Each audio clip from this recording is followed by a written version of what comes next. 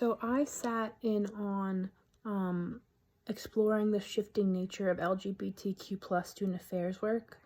It was a really interesting grouped together. It really reviewed research on identity spaces like that, LGBTQ identity spaces in the history.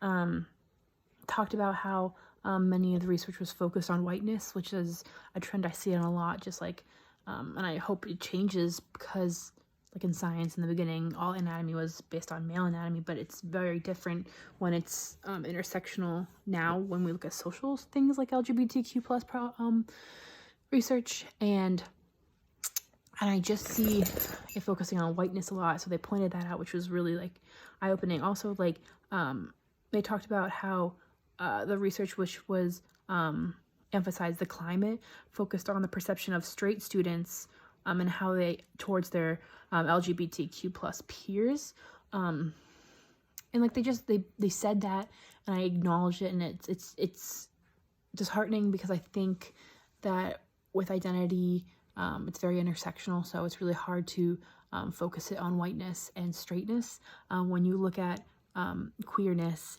and intersectional identities.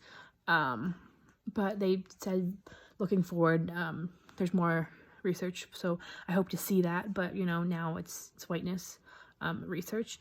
I really enjoyed a part where they brought into a Google Jamboard, and they discussed on how your university and someone from, I think, Louisiana or something, had a conservative school, how they integrated their identity spaces and LGBTQ plus places.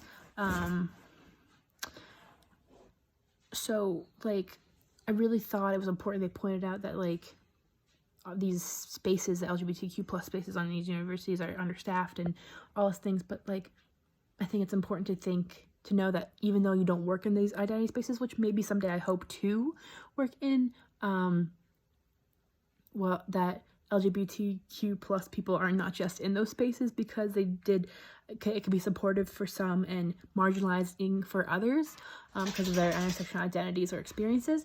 So I think LGBTQ plus knowledge and research and acceptance and trainings are important for all groups because there's those students, the LGBT students in that community are everywhere, not just in those spaces because some people avoid them. So since there's like a rise in student activism in these spaces, like in res life, it's very important.